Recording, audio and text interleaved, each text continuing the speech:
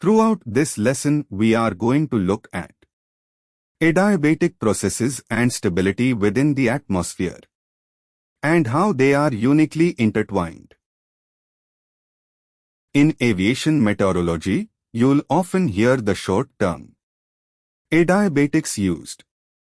This simply means the whole concept of adiabatic processes. The idea of an adiabatic process is a theoretical one that we introduce in order to understand what's happening within the atmosphere. But simply, an adiabatic process is one which involves no transfer of energy into or out of the system that we are considering.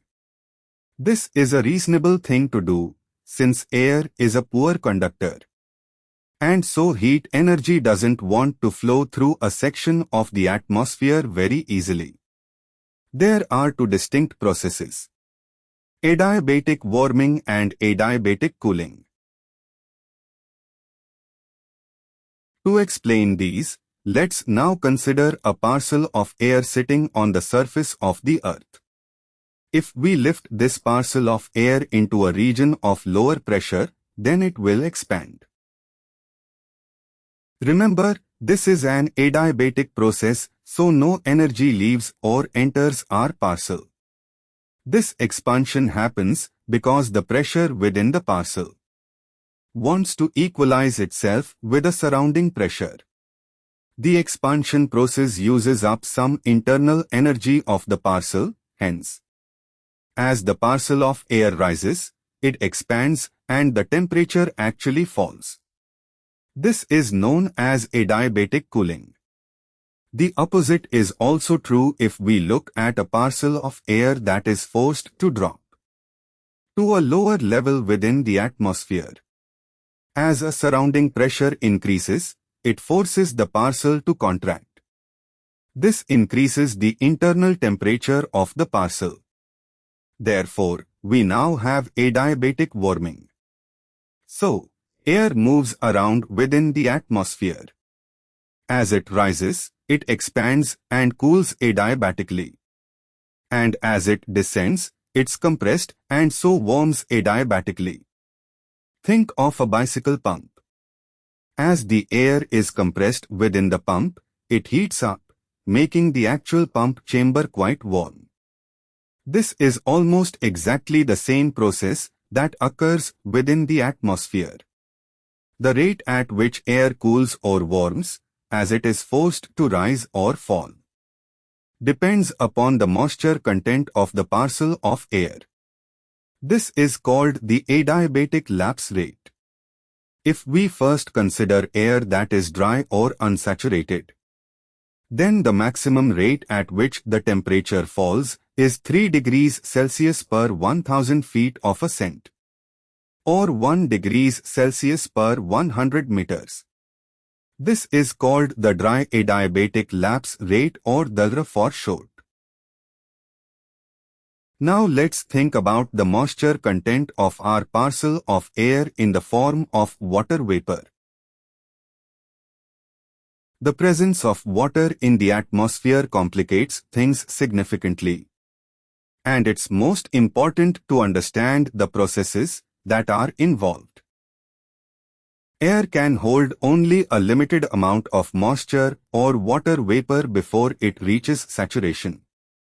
Warm air can hold more water vapor than cold air. This is due to the greater distance between air molecules in the warm air, creating more room for water vapor molecules. If warm unsaturated air is cooled, it eventually reaches a point at which it becomes saturated. The water vapor will at that point start to form water droplets or condense out. This condensing out of the water vapor has one very important effect. It releases what is called latent or hidden heat. So we say that the process of condensation releases latent heat. Let's consider our parcel of warm dry air again.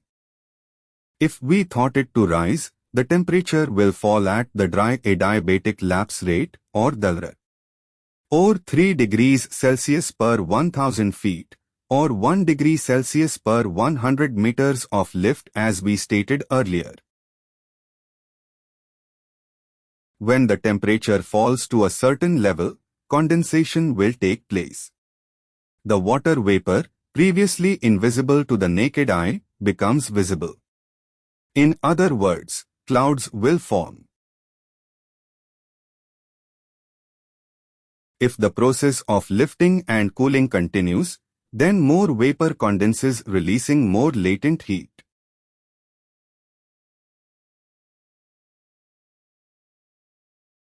The release of latent heat has the effect of slowing down the rate of cooling. Therefore, the lapse rate in saturated air, that is, cloud, will be very different to that of unsaturated air due to the release of latent heat. This new lapse rate is called the saturated adiabatic lapse rate or SALR, and is on average 1.8 degrees Celsius per 1000 feet of lift or 0.6 degrees Celsius per 100 meters. This is the rate at which saturated air will cool if forced to rise. The SALR is not constant through the troposphere. It reduces the higher up you go, and in fact, the saturated adiabatic lapse rate is almost exactly the same as the dry adiabatic lapse rate in the upper reaches of the troposphere. This is because the amount of water vapor that is required for saturation reduces at lower temperatures. It therefore follows that the amount of latent heat that is released also reduces as a parcel of air rises.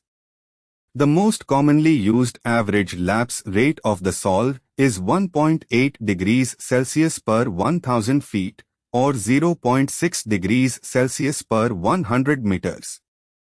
However, the actual rate varies from around 1.2 degrees per 1000 feet at 26 degrees to 2.2 degrees when the temperature is around -10 degrees.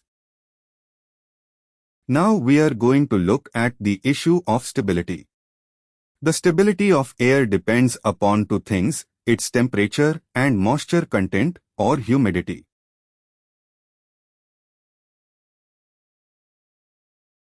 Air is stable if it returns to its original level after being given an initial movement upwards.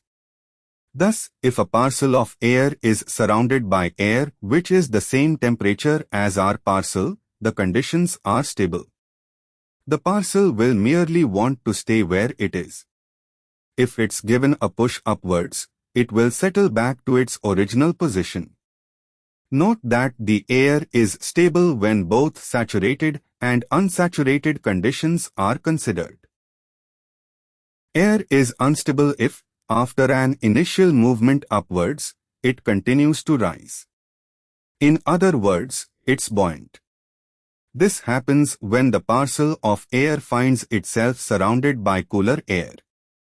We now have three different lines on our diagram, and we are going to use these to explain stability. These lines are the DALR, the dry adiabatic lapse rate, the SALR or the saturated adiabatic lapse rate, and the ELR. The environmental lapse rate, which is the actual prevailing conditions at any one point in the atmosphere, since air is rarely completely dry or completely saturated. Note though the ELR is not fixed. It is very variable and will be different from day to day.